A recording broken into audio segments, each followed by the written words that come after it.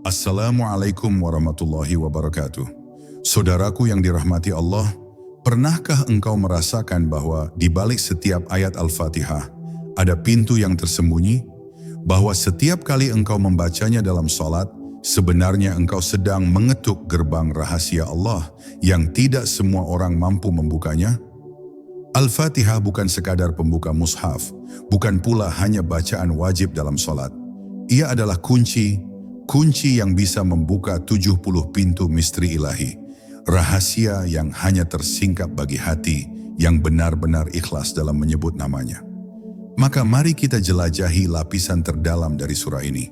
Tetapi sebelum itu, saya ingin bertanya kepadamu, ketika engkau membaca Al-Fatihah setiap hari, apakah engkau sudah benar-benar merasakannya atau hanya membacanya di bibir?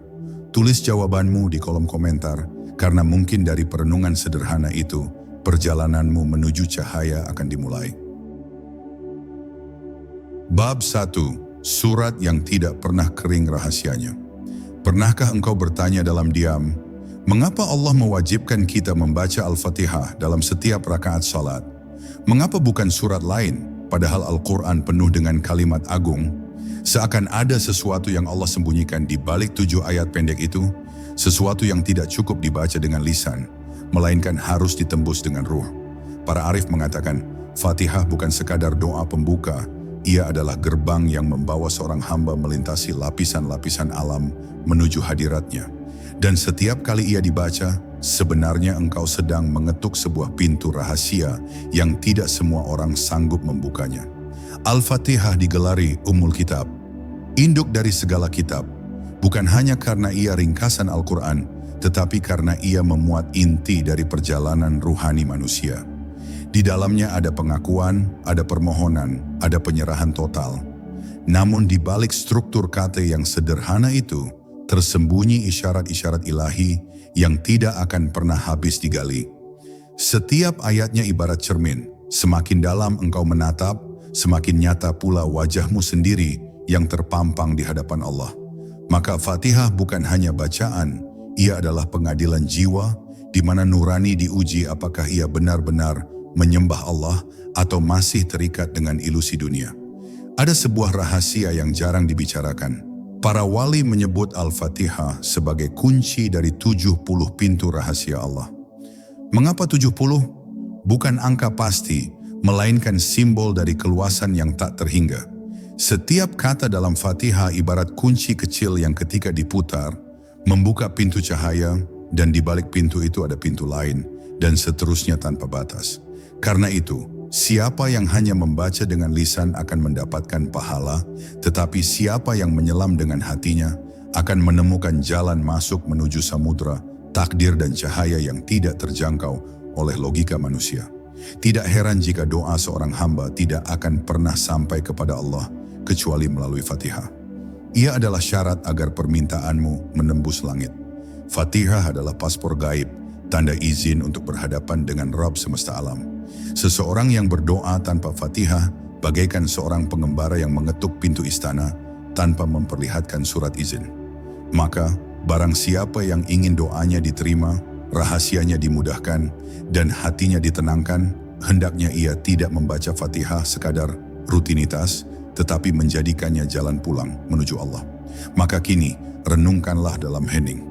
Berapa kali engkau sudah membaca Al-Fatihah dalam hidupmu? Ratusan ribu kali, mungkin jutaan kali. Namun berapa kali engkau membacanya dengan kesadaran bahwa setiap lafaznya adalah pintu menuju Allah? Inilah misteri yang sering terlewatkan. Surat yang paling akrab di telinga kita justru menyimpan rahasia yang paling jauh dari jangkauan kita. Dan mungkin rahasia terbesar hidupmu selama ini bukan terletak pada doa-doa panjangmu, melainkan pada Fatihah yang kau baca setiap hari, namun belum pernah benar-benar kau masuki. Bab 2. Rahasia Bismillah sebagai pintu pertama. Di awal Fatihah Allah meletakkan kalimat yang paling sering kita ucapkan, Bismillahirrahmanirrahim. Namun tahukah engkau bahwa kalimat ini bukan sekadar pembuka? Ia adalah pintu pertama menuju samudera rahasia. Para wali berkata, siapa yang mampu masuk ke dalam Bismillah dengan kesadaran penuh, ia telah memegang kunci untuk membuka jalan yang tak pernah tertutup bagi orang-orang awam. Sebab di balik lafaz yang sederhana itu, terkandung dua sifat agung yang meliputi seluruh jagat raya, Rahman dan Rahim. Rahmat yang meliputi yang beriman maupun yang kafir, yang tampak maupun yang tersembunyi. Para arif billah memandang huruf demi huruf dalam Bismillah bukan sekadar simbol, melainkan titipan rahasia ilahi. Imam Ali pernah berkata bahwa seluruh Al-Quran terkandung dalam Fatihah, seluruh Fatihah terkandung dalam Bismillah, dan seluruh Bismillah terkandung dalam huruf Ba, bahkan titik di bawah huruf Ba itu menyimpan isyarat yang lebih dalam lagi. Ungkapan itu bukan untuk dipahami dengan akal semata, tetapi untuk mengingatkan kita bahwa setiap huruf dalam Al-Quran adalah samudra yang tak mungkin dikeringkan. Dan titik di bawah Ba'a adalah tanda paling kecil, tetapi justru menyimpan inti dari segalanya. Ketika engkau mengucapkan Bismillah dengan sungguh-sungguh, engkau sebenarnya sedang melepaskan diri dari segala nama selain Allah. Bismillah adalah deklarasi gaib, bahwa setiap langkahmu, setiap nafasmu, bahkan setiap getaran hatimu hanyalah untuk Allah. Jika engkau benar-benar hidup di dalam Bismillah, maka tidak ada satupun gerakanmu yang lahir dari ego. Semua menjadi aliran kehendaknya. Dan di titik itu, engkau tidak lagi hanya berjalan di bumi, melainkan mengalir bersama arus ilahi yang tak terlihat. Bismillah juga adalah benteng. Banyak ulama dan wali mengajarkan bahwa siapa yang mengulang Bismillah dengan hati khusyuk, maka ia akan berada dalam perlindungan cahaya. Sihir tidak mampu menembusnya, jin tidak berani mendekat, niat jahat manusia pun runtuh di hadapan kekuatan yang lahir dari nama Allah. Karena itu Bismillah bukan sekadar bacaan awal sebelum makan atau memulai pekerjaan. Ia adalah tameng ruhani, senjata gaib, sekaligus cahaya yang menuntun perjalanan batin. Tetapi ingatlah, pintu ini tidak akan pernah terbuka bagi mereka yang hanya menjadikan Bismillah sebagai kebiasaan lisan. Ia terbuka hanya bagi hati yang benar-benar ikhlas, hati yang menghapus segala nama selain Allah dari kehidupannya. Jika engkau ingin melihat dunia ini apa adanya, hanya bayangan, hanya fata morgana, maka masuklah ke dalam Bismillah. Karena di sana yang nyata hanyalah Allah. Dan dari pintu pertama inilah, perjalanan menuju 70 pintu rahasia Allah akan dimulai. Bab 3, Alhamdulillah, cahaya syukur yang membongkar tabir rahasia. Setelah pintu Bismillah dibuka, ayat berikutnya menuntun kita pada ucapan Alhamdulillahirabbil alamin. Sebuah kalimat yang sering kita dengar, bahkan terucap tanpa kita sadari. Namun di balik lafaz sederhana ini, tersembunyi kekuatan yang mampu mengubah gelap menjadi terang. Mengapa? Karena pujian kepada Allah adalah kunci untuk menyingkap tabir kehidupan. Siapa yang benar-benar mengucapkannya, bukan hanya dengan lisan, tetapi dengan kesadaran penuh, akan melihat bahwa seluruh ciptaan adalah pancaran rahmat Allah yang menunggu untuk disyukuri. Para wali mengatakan, syukur bukan hanya ucapan, tetapi penglihatan. Ketika engkau berkata Alhamdulillah, seharusnya hatimu sedang menyaksikan bagaimana Allah menata setiap detail hidupmu, bahkan hal yang engkau anggap kebetulan sekalipun. Disinilah misterinya. Semakin dalam engkau mensyukuri, semakin terbuka tabir rahasia di balik kejadian yang menimpa dirimu. Seolah-olah hidupmu berubah menjadi kitab terbuka, di mana setiap lembarannya adalah tanda yang menuntunmu kembali kepada Allah. Rabbil Alamin adalah pengakuan bahwa Allah adalah Rabb seluruh alam, bukan hanya Rabbmu seorang. Jika engkau benar-benar menyadari makna ini, maka hatimu akan hancur dalam kerendahan, karena engkau hanyalah bagian kecil dari lautan ciptaan yang semuanya tunduk kepadanya. Kesombonganmu akan runtuh sebab engkau tidak lagi melihat dirimu sebagai pusat, tetapi sebagai satu titik kecil dalam jagat raya yang berdenyut oleh nama Allah. Dan saat kesadaran ini lahir, sebuah rahasia terbuka. Engkau tidak lagi merasa sendiri, karena seluruh alam bertasbih bersama-sama di hadapan Rabb yang sama. Ucapan Alhamdulillah yang tulus dapat menggeser takdir. Bagaimana bisa? Karena ketika hamba mengucapkannya dengan hati yang lapang, ia sebenarnya sedang membuka pintu penerimaan terhadap kehendak Allah. Dan penerimaan inilah yang seringkali melahirkan perubahan takdir. Sebab takdir bukan hanya tentang apa yang menimpa kita, tetapi bagaimana hati kita menerimanya. Dengan syukur bahkan musibah berubah menjadi jalan rahmat. Dan inilah salah satu pintu rahasia Allah yang jarang tersingkap. Rahasia di balik syukur. Namun jangan salah, tidak semua yang mengucapkan Alhamdulillah benar-benar masuk ke dalamnya. Ada yang mengucapkannya hanya sebagai basa-basi, ada yang hanya tradisi. Padahal jika engkau mampu membenamkan hatimu dalam setiap lafaznya, engkau akan melihat bahwa hidupmu hanyalah ruang gema dari satu kalimat itu. Segalanya berasal dari Allah, kembali kepada Allah, dan layak dipuji hanya Allah. Maka berhati-hatilah, sebab bisa jadi selama ini engkau mengucapkan Alhamdulillah tanpa pernah menyentuh rahasianya. Bab 4, Ar-Rahman Ar-Rahim, dua lautan rahmat yang tak pernah kering. Setelah hamba memuji Rabb seluruh alam, Allah memperkenalkan dirinya melalui dua sifat agung. Ar-Rahman Ar-Rahim, dua kata yang tampak sama, tetapi hakikatnya adalah dua samudera rahmat yang berbeda. Ar-Rahman adalah rahmat yang meliputi segalanya di dunia. Manusia, jin, hewan, bahkan orang kafir sekalipun ikut merasakan naungannya.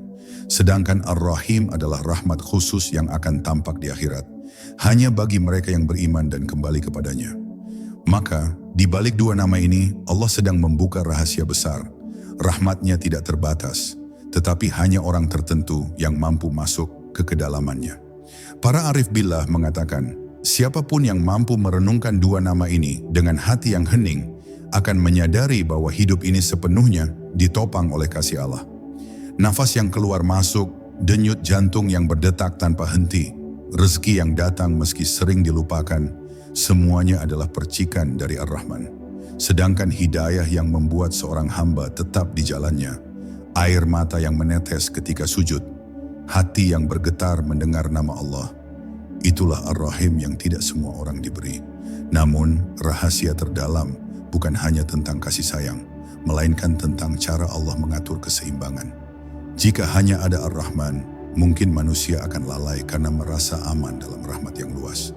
Jika hanya ada Ar-Rahim, maka manusia akan merasa sempit, seolah rahmat Allah hanya untuk golongan tertentu. Tetapi Allah menyandingkan keduanya, agar kita tahu bahwa Dia maha luas dalam kasih, sekaligus maha bijak dalam memilih siapa yang layak masuk ke dalam kedalaman kasih itu. Ada sebuah rahasia yang disampaikan para wali. Jika seorang hamba benar-benar menyelam dalam dua nama ini, hatinya akan kehilangan rasa takut kepada selain Allah. Ia tidak lagi gentar pada manusia, tidak lagi risau pada dunia, sebab yang ia lihat hanyalah samudera kasih yang meliputi segala sesuatu. Bahkan ketika musibah menimpa, ia tetap mampu merasakan kelembutan kasih Allah yang tersembunyi di balik tirai ujian. Disitulah letak pintu gaib yang jarang terbuka. Kesadaran bahwa rahmat Allah selalu hadir, bahkan dalam bentuk yang paling menyakitkan sekalipun. Maka renungkanlah, berapa kali engkau telah mengucapkan Ar-Rahman Ar-Rahim tanpa pernah berhenti sejenak untuk merasakan maknanya. Berapa banyak masalah yang sebenarnya bisa engkau hadapi dengan tenang, seandainya engkau benar-benar yakin bahwa engkau berenang di dalam samudera kasih Allah setiap saat. Inilah rahasia besar yang tersembunyi dalam dua nama itu. Dan hanya hati yang rela ditenggelamkan dalam zikir yang mampu menyaksikan cahaya rahmat tersebut, hingga terbuka pintu-pintu rahasia Allah yang berikutnya. Bab 5, Malik Yaumiddin. Saat semua rahasia terbuka. Setelah Allah memperkenalkan rahmatnya yang tanpa batas, tiba-tiba ayat berikutnya menghadirkan sesuatu yang berbeda. Maliki Yaumiddin, pemilik hari pembalasan. Kalimat ini seakan mengingatkan kita bahwa kasih Allah bukan berarti tanpa keadilan. Ada hari di mana seluruh tabir akan diangkat, seluruh rahasia akan terbuka, dan tidak ada satupun manusia yang mampu bersembunyi. Hari itu bukan hanya tentang hisab, melainkan tentang terbongkarnya siapa sebenarnya kita selama ini di hadapan Allah. Para wali berkata, ketika seorang hamba membaca ayat ini dengan hati yang hadir, seharusnya ia merasa seakan-akan sedang berdiri di pengadilan ilahi. Tidak ada lagi nama, jabatan, harta, atau kedudukan yang bisa menyelamatkan. Yang berbicara hanyalah amal dan niat, bahkan rahasia kecil yang disembunyikan di balik senyuman atau doa yang pernah terucap dengan setengah hati akan ditampakkan. Karena itu, ayat ini bukan sekadar bacaan, melainkan pukulan yang mengguncang jiwa agar kita sadar bahwa setiap langkah kita sedang menuju kepada satu hari yang pasti, hari pembalasan. Namun rahasia ayat ini bukan hanya tentang ketakutan, melainkan juga tentang kebebasan. Sebab jika Allah adalah pemilik mutlak hari itu, berarti tidak ada satupun makhluk yang mampu menentukan nasib kita. Tidak malaikat, tidak jin, tidak pula manusia, hanya Allah. Maka siapa yang benar-benar menyelami makna ini, ia akan terbebas dari ketergantungan kepada selain Allah. Ia tidak lagi takut pada penilaian manusia, karena yang menentukan hanyalah Rabb di hari akhir. Inilah pintu rahasia yang membuat seorang hamba merasa ringan, meski dunia menghimpitnya, sebab ia tahu pengadilan sejatinya hanya ada di hadapan Allah. Ada pula rahasia lain yang jarang disadari. Ayat ini menuntun kita untuk hidup dengan kesadaran eskatologis, yaitu melihat dunia sebagai bayangan dari akhirat. Ketika engkau bekerja, engkau sadar sedang menanam amal. Ketika engkau bersedekah, engkau sadar sedang menabung untuk hari itu. Ketika engkau menahan diri dari dosa, engkau sadar sedang menyelamatkan dirimu dari penyesalan yang panjang. Kesadaran inilah yang membuat hati para wali tenang, karena mereka melihat setiap detik hidup sebagai perjalanan menuju hari pembalasan yang tak terelakkan.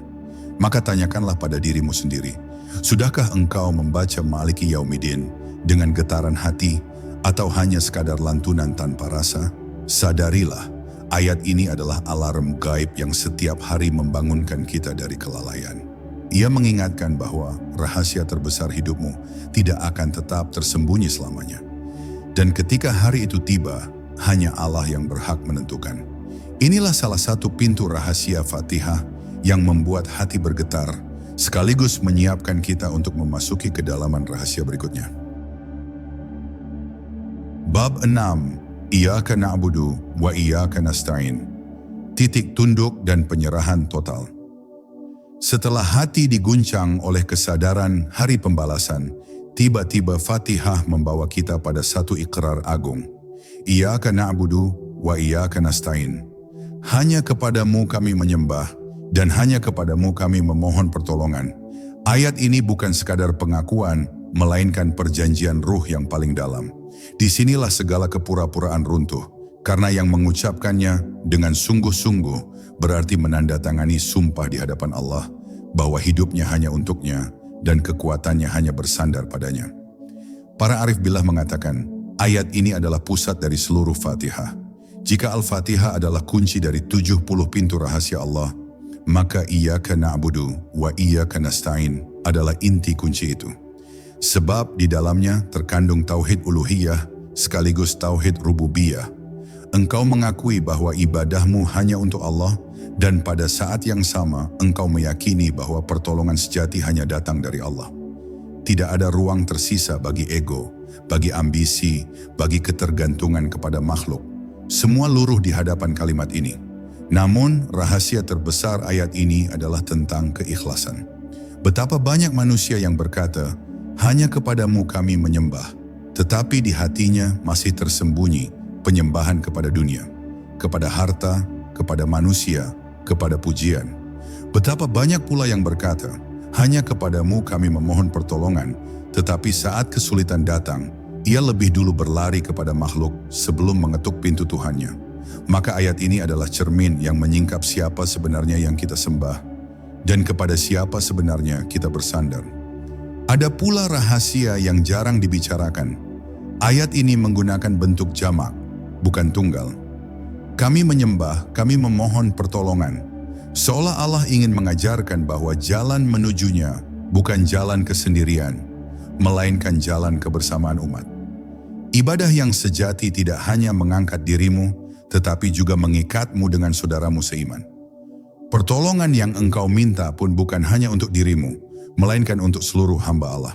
Di sini tersimpan pintu rahasia, tauhid bukan hanya hubungan vertikal dengan Allah, tetapi juga jalinan horizontal dengan sesama. Maka renungkanlah, berapa kali engkau telah melafazkan ayat ini, tetapi hatimu masih condong kepada selain Allah? Berapa kali engkau mengaku hanya bersujud kepadanya, tetapi masih bersujud kepada keinginanmu sendiri. Inilah misteri yang menakutkan sekaligus mempesona. Ayat ini bisa menjadi cahaya yang mengangkatmu ke langit, atau bisa menjadi saksi yang menjeratmu di akhirat. Karena itu, barang siapa yang berani mengucapkannya dengan hati yang jujur, sesungguhnya ia telah membuka pintu rahasia yang paling dalam dari seluruh Fatihah. Bab 7, Ihdinas Syiratal Mustaqim, jalan cahaya yang hanya dibukakan. Setelah hamba berikrar hanya menyembah dan hanya bersandar kepada Allah, maka doa yang paling inti lahir. Ihdinas Syiratal Mustaqim, tunjukilah kami jalan yang lurus. Ayat ini terdengar sederhana, tetapi ia adalah permintaan terbesar yang bisa diminta manusia. Sebab jalan lurus bukan sekadar jalan syariat yang tampak, melainkan jalan gaib yang menuntun ruh menuju Allah tanpa tersesat oleh bayangan dunia. Inilah doa yang sebenarnya menjadi inti dari seluruh ibadah. Bukan meminta harta, bukan meminta kekuasaan, melainkan meminta bimbingan agar kaki ruh kita tidak terpeleset. Para arif mengatakan, jalan lurus adalah garis halus yang membentang dari hati hamba menuju Allah. Ia begitu tipis, lebih tipis dari sehelai rambut, lebih tajam dari mata pedang. Sedikit saja engkau condong ke kanan atau kiri, engkau akan jatuh ke jurang hawa nafsu atau ke lembah kesesatan. Karena itu, jalan ini tidak bisa ditemukan hanya dengan ilmu, tidak bisa ditempuh hanya dengan amal. Ia adalah jalan yang hanya bisa dibukakan oleh Allah sendiri bagi hati yang ikhlas memohon petunjuk. Namun rahasia ayat ini lebih dalam lagi. Mengapa kita diminta membaca doa ini setiap hari, bahkan berulang kali dalam setiap rakaat salat? Karena jalan lurus bukan sekali ditempuh, lalu selesai. Ia adalah perjalanan yang harus terus-menerus diminta. Setiap detik, setiap pilihan, setiap langkah dalam hidup bisa menjerumuskan kita keluar dari jalan itu. Maka ihdina bukan permohonan sesaat, melainkan permohonan abadi, agar Allah terus-menerus menuntun kita, meski kita lemah, meski kita lalai, meski kita terjatuh berkali-kali. Ada pula rahasia yang hanya disadari oleh hati yang terjaga. Jalan lurus itu bukan jalan kosong. Ia adalah jalan yang pernah ditempuh para nabi, para siddiqin, para syuhada, dan orang-orang saleh. Ketika engkau memohon ditunjukkan jalan lurus, sebenarnya engkau sedang meminta agar ruhmu bergandengan dengan ruh-ruh suci itu, menapak di jejak yang sama, berjalan di lorong cahaya yang sama. Dan siapa yang masuk ke jalan ini, ia tidak lagi sendiri. Ia ditemani oleh cahaya orang-orang yang dicintai Allah sepanjang zaman. Maka tanyakanlah pada hatimu, sudahkah engkau benar-benar meminta jalan lurus dengan sepenuh jiwa, atau hanya melafazkannya tanpa rasa? Sebab ada orang yang mengucapkannya, tetapi hatinya masih berharap jalan dunia yang bengkok. Ada pula yang membacanya, tetapi hatinya masih condong pada keinginan pribadi, bukan kehendak Allah. Inilah misteri yang menakutkan. Ayat ini bisa menjadi doa yang mengangkatmu ke jalan cahaya, atau menjadi saksi bahwa engkau tidak sungguh-sungguh ingin dituntun. Dan di titik inilah, pintu rahasia Allah berikutnya menanti untuk dibuka. Bab 8, jalan orang-orang yang diberi nikmat mengikuti jejak cahaya. Setelah memohon ditunjukkan jalan lurus, Al-Fatihah mengajarkan kita bahwa jalan itu bukanlah jalan kosong, bukan pula jalan yang ditentukan sendiri oleh hawa nafsu. Allah menegaskan, syiratal ladzina an'amta alaihim, jalan orang-orang yang engkau beri nikmat. Ayat ini membuka rahasia bahwa petunjuk tidak pernah lahir sendirian, melainkan selalu bersambung dengan mata rantai orang-orang pilihan Allah. Maka siapa yang berjalan di jalan lurus, hakikatnya ia sedang berjalan di bawah naungan jejak para nabi, siddiqin, syuhada, dan orang-orang saleh. Inilah yang sering luput dari pandangan manusia modern. Mereka mengira bisa berjalan sendiri, cukup dengan logika dan kehendaknya, lalu menemukan kebenaran mutlak. Padahal kebenaran sejati tidak bisa dicapai tanpa bimbingan, tanpa contoh nyata dari mereka yang sudah sampai. Jejak para wali dan orang-orang pilihan bukanlah sekadar kisah masa lalu, melainkan peta rohani yang hidup, yang terus membimbing siapa saja yang rendah hati mengikuti jalan mereka. Barang siapa menolak bimbingan ini, ia bagaikan musafir yang keras kepala menolak peta, lalu tersesat di padang tandus yang tak berujung. Namun rahasia ayat ini lebih halus lagi. Nikmat yang dimaksud bukan sekadar rezeki dunia, kesehatan, atau kedudukan. Nikmat sejati adalah nikmat iman, nikmat makrifat, nikmat kedekatan dengan Allah yang tak bisa ditukar oleh apapun di muka bumi. Maka jalan orang yang diberi nikmat bukanlah jalan orang kaya, bukan pula jalan orang berkuasa, tetapi jalan mereka yang hatinya dipenuhi cahaya Allah. Itulah mengapa tidak semua orang yang tampak bahagia di dunia hakikatnya termasuk golongan ini. Sebaliknya, ada orang yang hidup sederhana, bahkan menderita di mata manusia, tetapi sesungguhnya ia sedang berjalan dalam nikmat yang agung di sisi Allah. Ayat ini pun menyimpan pesan penting. Nikmat terbesar adalah bersama. Tidak ada seorang pun yang bisa meraih Allah seorang diri. Bahkan para nabi pun datang dengan umatnya, dengan pengikutnya, dengan keluarga ruhani yang menguatkan satu sama lain. Maka ketika engkau membaca ayat ini, sejatinya engkau sedang memohon agar dimasukkan ke dalam kafilah orang-orang yang dituntun Allah. Engkau bukan berjalan sendirian di jalan lurus, tetapi menapak bersama rombongan yang penuh cahaya, yang ruhnya saling melindungi dan saling menguatkan menuju tujuan akhir. Dan di balik itu semua tersimpan rahasia paling menakutkan. Jika ada jalan orang-orang yang diberi nikmat, maka pasti ada pula jalan mereka yang dimurkai dan jalan mereka yang tersesat. Inilah puncak ujian, di mana setiap jiwa harus menentukan pijakan. Apakah ia ingin berada di arus cahaya para kekasih Allah, atau terjerumus dalam bayangan murka dan kesesatan yang mengikat banyak hati? Bab 9, jalan yang dimurkai dan jalan yang tersesat, dua bayangan gelap. Ketika Al-Fatihah mengingatkan tentang ghairil maghdubi alaihim waladdallin, seakan tabir terakhir tersingkap. Tidak semua jalan menuju Allah. Ada jalan yang dipenuhi murka, ada pula jalan yang tersesat dalam kegelapan. Inilah peringatan yang membuat hati bergetar, karena manusia seringkali tidak menyadari bahwa langkahnya sedang berada di jalur yang menjauh, bukan mendekat.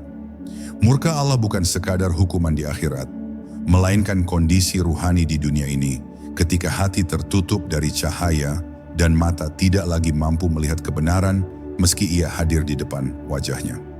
Jalan orang yang dimurkai adalah jalan mereka yang sudah tahu kebenaran, tetapi memilih melawan dan menutup telinga. Mereka hidup dengan ilmu, tetapi ilmunya terikat oleh kesombongan. Mereka mengenal ayat-ayat Allah, namun menggunakannya untuk memperkuat ego dan kedudukan. Mereka beribadah, namun ibadahnya hanyalah topeng untuk memuaskan hawa nafsu. Itulah sebabnya murka Allah turun, bukan karena Allah zalim, melainkan karena hati mereka sendiri menolak hidayah yang pernah menyentuhnya. Sedangkan jalan orang yang tersesat berbeda. Mereka tidak menentang dengan sengaja, tetapi kehilangan arah. Mereka mencari Allah dengan cara yang salah, mengikuti bayangan-bayangan ilusi, dan mengira telah menemukan kebenaran. Tersesat adalah kondisi paling menyedihkan, karena orang yang tersesat seringkali yakin bahwa ia berada di jalan yang benar. Ia berlari dengan penuh keyakinan, tetapi setiap langkah justru menjauhkannya dari sumber cahaya. Betapa banyak manusia hari ini yang sibuk dengan ritual, tetapi hatinya tidak pernah mengenal Allah. Sibuk dengan lafaz, namun kosong dari makna. Ayat ini bukan sekadar doa penutup, melainkan cermin yang tajam. Setiap orang harus menilai dirinya. Apakah aku berjalan di jalan lurus bersama mereka yang diberi nikmat?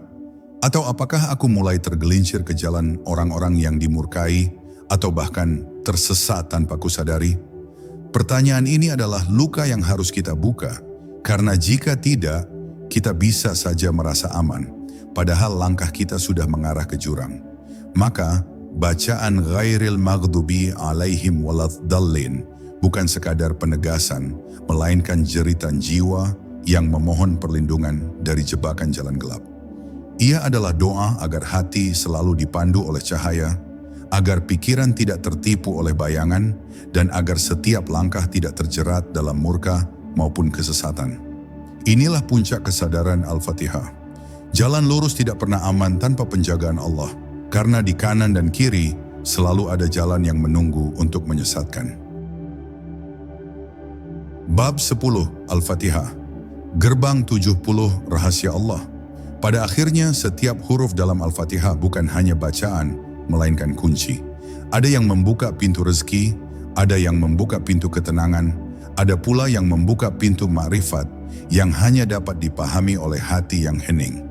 Para arif billah mengatakan, siapa yang benar-benar membaca Al-Fatihah dengan kesadaran penuh, seolah ia sedang mengetuk 70 pintu rahasia Allah. Pintu-pintu itu tidak terbuka sekaligus, melainkan sedikit demi sedikit, seiring kedalaman hati yang bertambah dan ketulusan jiwa yang semakin murni. Al-Fatihah bukanlah sekadar awal mushaf, tetapi juga awal dari setiap perjalanan ruhani. Ia adalah pintu masuk menuju percakapan langsung antara hamba dan Tuhannya. Setiap kali engkau mengucapkannya, seakan ruhmu sedang diajak berdiri di hadapan Allah, dituntun dari kegelapan menuju cahaya, dari kebingungan menuju kepastian. Karena itu, para kekasih Allah sering menyebut Al-Fatihah sebagai Ummul Kitab, induk dari segala ilmu, sebab di dalamnya tersimpan inti segala doa, inti segala ibadah, dan inti segala jalan menuju Allah. Namun, rahasia terbesar Al-Fatihah bukan hanya apa yang tertulis, melainkan apa yang tidak bisa dituliskan. Ada dimensi gaib yang hanya bisa dirasakan oleh hati yang bersujud dalam hening. Saat engkau membaca Iyyaka na'budu wa iyyaka nasta'in, mungkin bibirmu bergerak, tetapi sebenarnya ruhmu sedang bersumpah di hadapan Allah. Saat engkau membaca Ihdinas Shiratal Mustaqim, mungkin telingamu hanya mendengar suara, tetapi sebenarnya rohmu sedang meminta dituntun melewati labirin dunia. Inilah dimensi yang membuat Al-Fatihah tidak pernah kering, meski dibaca jutaan kali. Setiap orang diberi kesempatan untuk menemukan lapisan rahasia ini. Ada yang berhenti di makna lahiriah, ada yang masuk ke makna batiniah, dan ada yang terserap ke dalam makna makrifat yang tak bisa dijelaskan dengan kata-kata. Perjalanan ini tidak dapat dipaksakan karena Allah sendiri yang membuka pintu-pintu itu. Tetapi syaratnya jelas, hati harus jernih, niat harus lurus, dan sujud harus tulus. Tanpa itu Al-Fatihah hanya menjadi bacaan di bibir, tidak pernah menembus ke dalam jiwa. Maka renungkanlah, setiap kali engkau membuka salat dengan Al-Fatihah, bayangkanlah dirimu sedang memegang sebuah kunci yang dapat membuka 70 pintu rahasia Allah. Jangan biarkan kunci itu berkarat hanya karena engkau membacanya tanpa rasa. Jangan biarkan pintu-pintu itu tetap tertutup hanya karena engkau tidak pernah mengetuk dengan ikhlas. Jadikan Al-Fatihah bukan hanya doa tetapi juga jalan pulang. Karena sesungguhnya siapa yang menemukan rahasia Al-Fatihah, ia akan menemukan jalan kembali menuju Allah dengan cahaya yang tak pernah padam. Saudaraku, setelah kita menyelami lapisan demi lapisan rahasia Al-Fatihah, kita akhirnya mengerti bahwa surah ini bukan hanya bacaan, melainkan jalan pulang. Jalan yang menuntun kita dari kegelapan menuju cahaya, dari kebingungan menuju makrifat. Semoga Allah menjadikan kita termasuk golongan orang-orang yang diberi nikmat, bukan mereka yang dimurkai, bukan pula mereka yang tersesat. Mari kita akhiri dengan doa singkat. Allahumma ya Allah, bukakanlah bagi kami pintu-pintu rahasiamu.